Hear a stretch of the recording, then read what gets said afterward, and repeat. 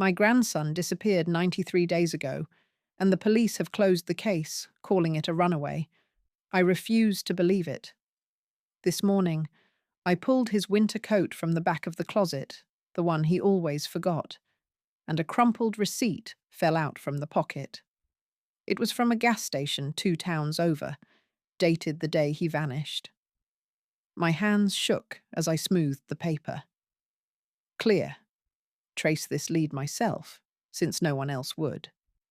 The gnawing fear that I was losing my mind, my savings dwindling from private searches. Then my son called, his voice tight, urging me to stop digging, to accept it, and preserve the family's sanity. He said the media might twist anything new into a circus. As I studied the receipt, the pattern interrupted. A tiny, handwritten phone number was scrawled on the back in faded ink, not my grandson's writing. I recognized the looping script instantly. It was my daughter-in-law's. The micro-twist hit me like a physical blow. She was involved in ways I never imagined.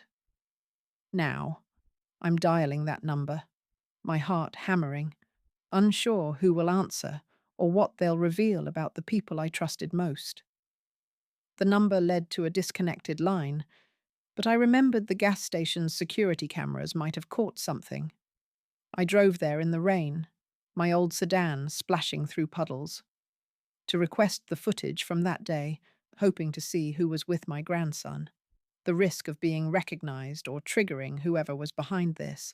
Inside, the clerk was hesitant, citing policy, until I slipped him $50, my grocery money for the week. The antagonist pressure mounted when my son texted, asking where I was, his tone suspiciously calm. As the clerk fetched the manager, the pattern interrupted. A man in a hoodie entered, avoiding eye contact, and purchased the same brand of soda my grandson always drank. I froze, watching him. The micro-twist came when he glanced at me, his eyes widening in recognition before he bolted out the door. I'm chasing him into the parking lot, my legs aching, wondering how he knew my face and what he's hiding. I lost the hooded man in the maze of parked cars, but not before noting his license plate, mud-covered but partially visible. Back home, I used an old contact from my late husband's detective days to run the plate, to identify the man and connect him to my daughter-in-law, betraying my son's trust by investigating his wife and the dread of what I'd uncover.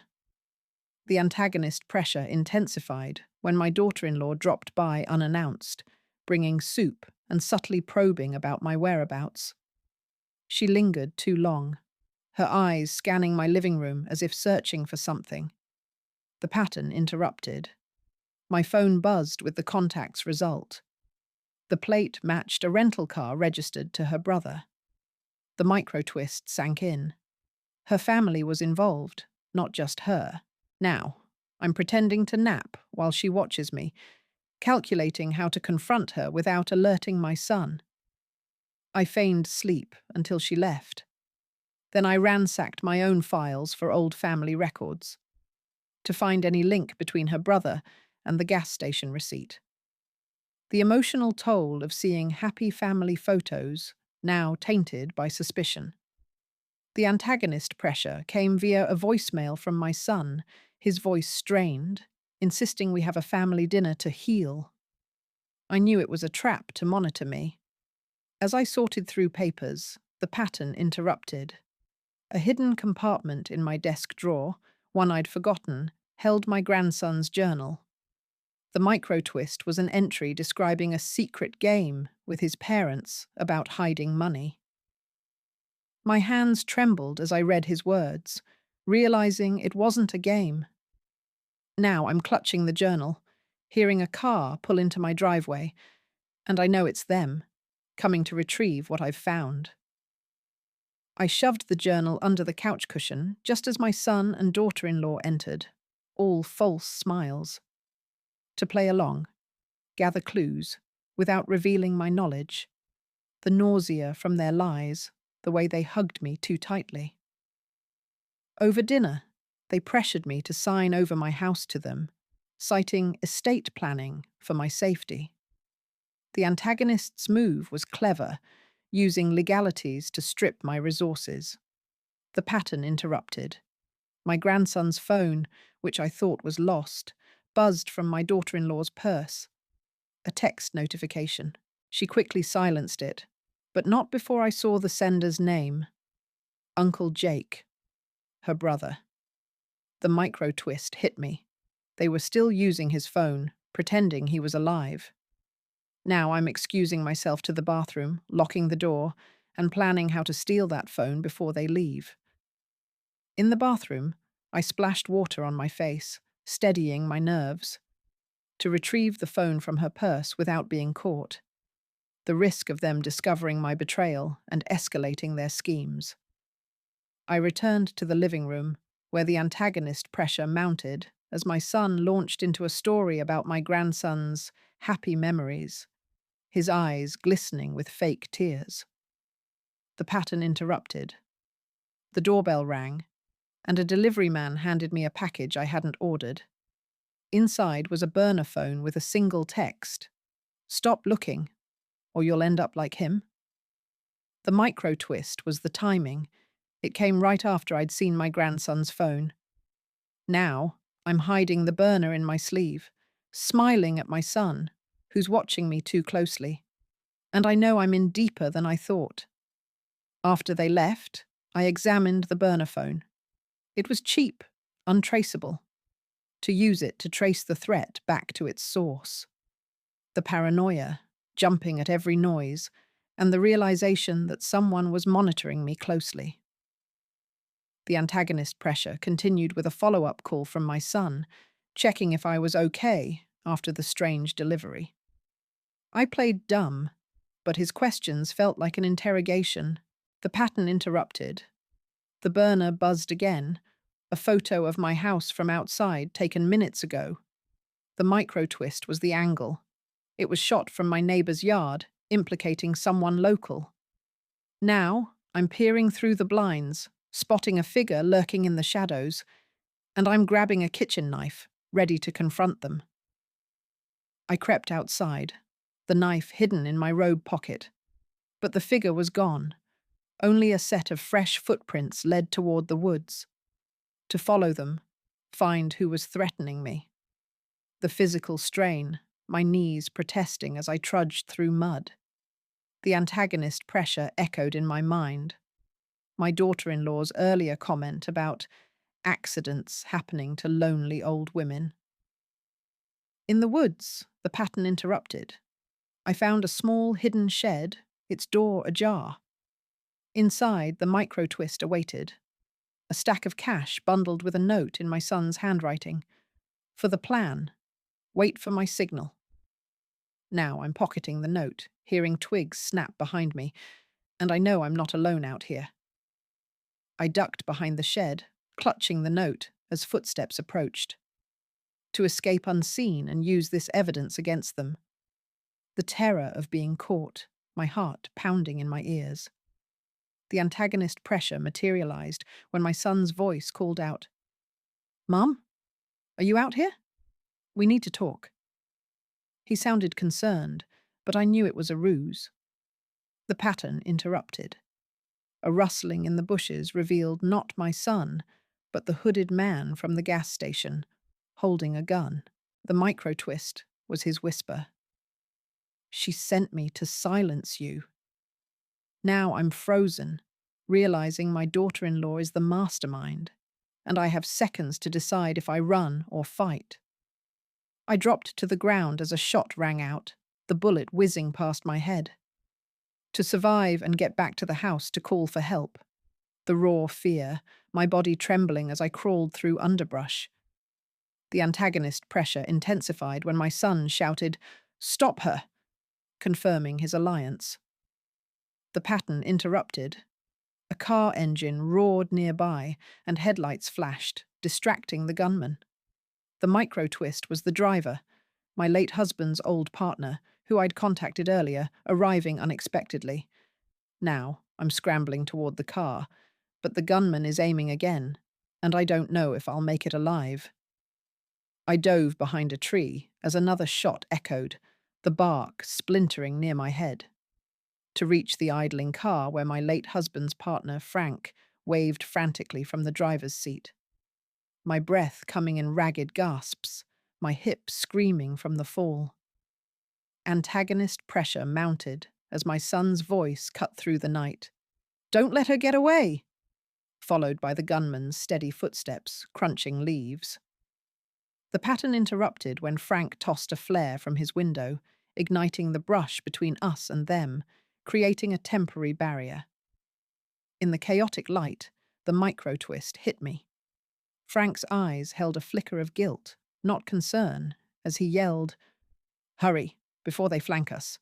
Now, I'm sprinting toward the passenger door, but I see the gunman circling through the trees, and I don't know if Frank is a savior or another trap. I slammed the car door shut, and Frank sped off, tires spraying gravel. To demand answers from Frank about his sudden appearance and that guilty look. The trust I'd placed in him, my hands shaking as I clutched the seatbelt. Antagonist pressure followed us. A pair of headlights tailgating, my son's truck, relentless. Frank swerved onto a back road, his knuckles white on the wheel. The pattern interrupted. He handed me a folded photo from his glove box, saying, "Your husband asked me to keep this safe." The micro-twist was the image. My grandson, alive and smiling, dated weeks after his disappearance, with my daughter-in-law in the background. Now, I'm staring at the photo, hearing Frank mutter, "They never meant for him to die," as the truck behind us rams our bumper.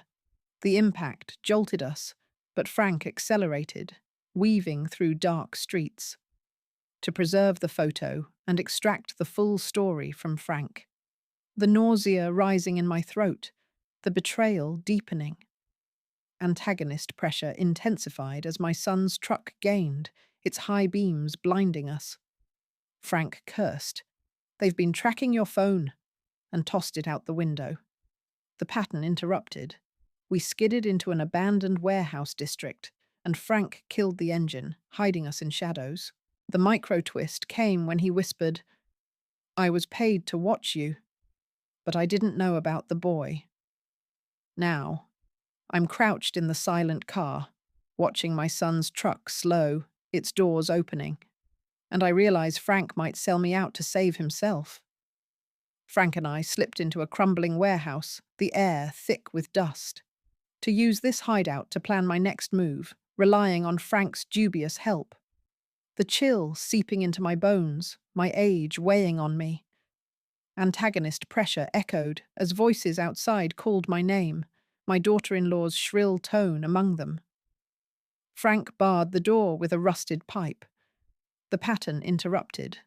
My grandson's journal, still in my pocket, fell open to a page detailing Mom and Dad's money game with sketches of my house's layout. The micro-twist was a notation. "If Nana finds out, we lose everything." Now I'm tracing those words, hearing the door rattle, and I know they've found us. The door shuddered under their blows, and Frank shoved me toward a rear exit. To escape and reach the police with the journal and photo, abandoning Frank, who might be caught or turn on me. Antagonist pressure climaxed as the door splintered, revealing my son, gun in hand, his face twisted in rage. Frank yelled, "Go, I'll hold them!" The pattern interrupted. A police siren wailed in the distance, drawn by the flare or a neighbor's call. The micro-twist was my daughter-in-law's scream. "The money's gone. She has it all." Now, I'm bursting into the alley, the sirens growing closer, but my son is right behind me, and I don't know if the law will save me or bury me. I fled down the alley, my lungs burning, toward the approaching sirens. To flag down the police and hand over the evidence, the risk of my son's story outweighing mine, his charm fooling them. Antagonist pressure persisted as he gained ground, shouting, She's confused. She has dementia. The pattern interrupted. A patrol car rounded the corner, and an officer stepped out, training his light on us. The micro-twist hit when the officer recognized my son. They were old acquaintances, shaking hands briefly. Now, I'm halting, the journal clutched to my chest as the officer approaches me with a pitying smile, and I sense a conspiracy deeper than I imagined. The officer, named Miller, led me to his car, insisting on taking me home for safety. To subtly reveal the truth without provoking him, testing his loyalty. The humiliation, being treated like a senile old woman. Antagonist pressure simmered as my son watched, smirking, before driving off. In the car, Miller chatted about mundane things, but his eyes flicked to the journal in my lap. The pattern interrupted. We passed the gas station from the receipt, and Miller stiffened, muttering, "Not this place again." The micro-twist was his admission. I advised them to drop the case months ago. Now, I'm pretending to doze, feeling the car slow near my house. And I wonder if Miller is delivering me to my enemies. Miller parked at my curb, helping me out with a firm grip, to retrieve hidden cash and documents from the house before he left. The vulnerability, my home feeling like a prison. Antagonist pressure returned as my daughter-in-law's car pulled up, her face a mask of concern. Miller whispered, "Play along, for your own good," before leaving me with her. The pattern interrupted. She ushered me inside, and I spotted a familiar burner phone on her coffee table, the one used to threaten me. The micro-twist was its screen lit with a message from my son. Did she talk? Now I'm edging toward the kitchen, where a knife block sits, and I know I must act before they silence me for good. I grabbed a paring knife, hiding it in my sleeve, as my daughter-in-law approached with tea, to confront her, using the burner phone as leverage. The shaking in my hands, the tea sloshing onto the floor. Antagonist pressure escalated when she smiled coldly, saying, "We can end this if you sign the house over tonight." The pattern interrupted. The doorbell rang, and Frank stood there, bruised but determined, holding a file folder. The micro-twist was his declaration. "I've got proof they faked the kidnapping for insurance money." Now, I'm staring between them, the knife digging into my wrist. And I don't know if Frank is here to save me or claim his cut. Frank thrust the file into my hands, his eyes pleading. To secure the evidence and escape with Frank, if he's genuine. The chaos, my daughter lunging for the file, her nails scratching my arm. Antagonist pressure peaked as my son's truck screeched outside and he burst in, gun raised. Frank shoved me behind the couch, yelling, "The boy's body is in the state park. I have the coordinates." The pattern interrupted. The burner phone buzzed with a location pin, matching Frank's claim. The micro-twist was my daughter-in-law's sob. It was an accident. He wasn't supposed to be in the trunk. Now, I'm clutching the file, hearing my son cock the gun, and I have to choose between surrendering or making a run for the back door. My son's gun wavered as I lunged for the back door, the file crinkling against my chest. I had seconds before he fired, so I twisted the knob and burst into the night, my old legs pumping toward the fence. Clear. Reach the woods behind my property and hide the evidence. My safety, the cold air searing my lungs and the betrayal burning deeper with every step.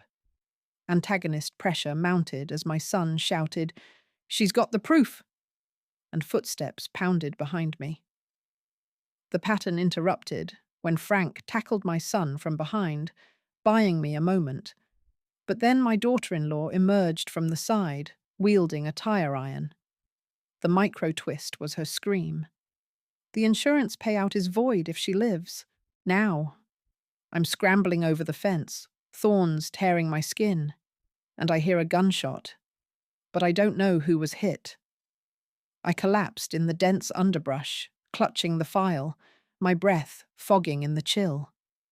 To find a secure spot to examine the documents and plan my next move. The physical pain from the escape, my hands trembling as I wiped blood from a cut. Antagonist pressure echoed through the woods as flashlights' beams swept the trees, my son's voice growling, "Spread out, she can't have gone far." I crawled deeper, my heart hammering. The pattern interrupted. My phone, which I'd forgotten in the chaos, buzzed in my pocket, a text from an unknown number. "Meet at the old mill? I have what you need." The micro twist was the sender's IP tracing back to Frank's device, suggesting he survived. Now, I'm huddled behind a log, weighing whether to trust him or go alone, as a flashlight beam inches closer to my hiding spot. I decided to risk the meeting, creeping toward the abandoned mill a mile away, to verify Frank's loyalty and get more evidence against my son. The exhaustion weighing me down, every rustle of leaves making me jump. Antagonist pressure intensified as a car engine purred nearby, my daughter-in-law's sedan, parked discreetly down the road. Inside the mill's ruins, the pattern interrupted. Frank wasn't alone. Officer Miller stood with him, holding a flashlight. The micro-twist was Miller's calm admission. "I'm here to ensure this stays quiet for the department's reputation." Now, I'm backing away, the file held tight, and I see my son emerging from the shadows, blocking my exit. I ducked behind a crumbling wall, the file's pages rustling in my grip, to expose Miller's corruption and escape with the evidence, the dread of being silenced by those sworn to protect. Antagonist pressure peaked as Miller announced, "Give me the file, and we'll call it a misunderstanding." Frank looked torn, his eyes avoiding mine. The pattern interrupted. A rusted chain above swung loose, knocking Miller's flashlight from his hand and plunging us into near darkness. The micro-twist was a folded note that fell from Frank's pocket, a bank statement showing large deposits from my son. Now I'm edging toward a broken window, but my son's voice cuts through. "Mum, it's over." And I know he's armed and desperate. I leaped through the window, glass shattering around me, and landed hard on the damp ground.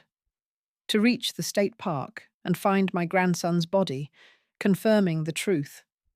The emotional agony, each step feeling like a march to his grave. Antagonist pressure followed as car doors slammed, engines revving in pursuit. I flagged down a passing truck, the driver an elderly man who eyed me warily. The pattern interrupted. He recognized me from the news and agreed to help, driving me toward the park. The micro-twist was his quiet remark. "I saw a boy matching your grandson's description weeks ago, with a woman who wasn't his mother. Now, I'm clutching the door handle, watching headlights appear in the rearview mirror, and I wonder if this stranger is a savior or another pawn." The truck driver, named Harold, dropped me at the park's edge, warning me to be quick. To locate the coordinates Frank gave and uncover the body. The crushing grief, my vision blurring with tears as I entered the woods. Antagonist pressure mounted as a police siren wailed in the distance, likely Miller calling for backup. I followed the GPS on Harold's phone, my steps faltering on uneven ground. The pattern interrupted. I stumbled upon a fresh dig site, soil disturbed recently, and a small buried locker. The micro-twist was the locker's contents, my grandson's favourite toy, along with a note in my daughter-in-law's writing. "We never meant for this." Now, I'm hearing footsteps approach, and I see my son emerging from the trees, his face pale and determined. I backed away, the toy clutched in my hand as my son advanced slowly, to record his confession or find a way to subdue him. The raw fear, my body trembling from cold and sorrow. Antagonist pressure escalated when he whispered, "Just give me the locker, Mum, and we can forget this ever happened." His eyes were pleading, but his hands were clenched. The pattern interrupted. Harold's truck roared back into the clearing, headlights blinding us, and he shouted, "I called the state police. They're on their way." The micro-twist was my son's sudden collapse to his knees, sobbing, "I didn't want him to die."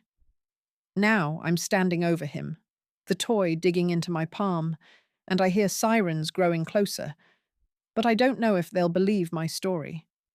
State police vehicles surrounded us, officers spilling out with drawn weapons, to hand over the evidence and ensure my son faces justice. The hollow victory, my heart breaking as they cuffed him. Antagonist pressure lingered as my daughter-in-law arrived in a separate car, screaming accusations that I was unstable. One officer, a stern woman named Reyes, took the file and locker, her expression unreadable. The pattern interrupted. Frank emerged from the woods, holding a recorder that had captured my son's confession. The micro-twist was Reyes's revelation. "We've been investigating Miller for months. Your case just broke it open. Now I'm watching my son being led away, but my daughter-in-law is glaring at me, and I sense this isn't over."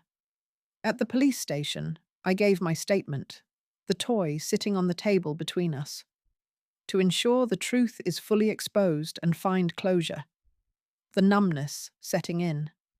My hands still shaking from the ordeal. Antagonist pressure resurfaced when my daughter-in-law's lawyer arrived, threatening to sue me for defamation. Officer Reyes assured me they had enough evidence, including the bank records and Frank's testimony. The pattern interrupted. Reyes showed me security footage from the gas station. My grandson alive and well weeks after his disappearance, with my daughter-in-law buying supplies. The micro-twist was a timestamp proving they planned it long before. Now I'm leaving the station, the toy in my pocket, and I see Frank waiting outside, but his expression is uneasy. Frank drove me home in silence, the dawn breaking over quiet streets, to rebuild my life and honor my grandson's memory. The emptiness of my house, every room echoing with loss. Antagonist pressure faded, but the emotional toll remained, my son in jail, my family shattered. As I stepped inside, the pattern interrupted. A package sat on my porch, unmarked, containing my grandson's handwritten will, a simple note leaving me his savings. For Nana, because she always believed. The micro-twist was the date. It was written the day he died, suggesting he knew something was wrong. Now, I'm holding the note, tears finally falling, and I realize the fight is over, but the grief is just beginning. I stood in the courtroom, my son's eyes avoiding mine as the prosecutor called my name to the stand. Clear. Deliver my testimony without breaking down, ensuring the jury heard the full truth about the faked kidnapping and my grandson's death. Visceral. The weight of betraying my own child. The grief clawing at my throat with every word. Antagonist pressure mounted when the defense attorney began his cross-examination, his tone dripping with condescension as he implied my age made me confused and unreliable. He pointed out minor inconsistencies in my earlier statements, trying to paint me as a senile woman grasping at shadows. The pattern interrupted when the judge admitted the hidden recorder Frank had provided, and the courtroom fell silent as my son's voice echoed, confessing to the insurance scheme. The micro-twist came when the recording continued, capturing my daughter-in-law hissing, "I handled the boy alone. You couldn't even do that right," revealing her sole role in the accidental death. Now, the jury is being sent out to deliberate, and I'm clutching the wooden rail, wondering if the truth will be enough to convict them both. The verdict arrived too quickly. the foreman's voice steady as he pronounced my son guilty on all counts. But my daughter-in-law was acquitted of murder, only convicted of fraud. My goal shifted to surviving the aftermath, finding a way to rebuild from the ashes of my family. The hollow ache in my chest, the finality of the gavel sealing my son's fate, and leaving my daughter-in-law free to haunt me from a distance. Antagonist pressure lingered as her lawyer smirked my way, and I knew she'd appeal or seek revenge once released. Leaving the courthouse, the pattern interrupted when a reporter shoved a microphone in my face, asking how it felt to destroy my own son. But Frank stepped in, guiding me away to his car. The micro-twist was his quiet confession. I tipped off the media to keep her accountable, but I never wanted this pain for you. Now I'm sitting in the passenger seat, staring at the rain-smeared window, and I realize I must decide whether to hide from the world or face it head-on. I spent the following weeks in solitude, the house echoing with memories I couldn't escape. My goal became simple: create something lasting in my grandson's memory, a quiet tribute to the joy he brought, accepting that justice didn't erase the loss, and that some wounds never fully heal. There was no antagonist pressure left, just the slow passage of time and the occasional letter from my son in prison, which I left unopened. The pattern interrupted when I found his old sketchbook, filled with drawings of us together in the garden, and I knew what to do. I donated my savings to a local youth centre, funding an art program in his name, and planted a cherry tree in the backyard where we used to play. The micro-twist was the peace that settled over me as the first buds bloomed, a gentle reminder that love outlives betrayal. Now, I sit on the porch swing, his favourite toy resting beside me, and I watch the sunset, content in the silence, knowing I've honoured him the only way I can.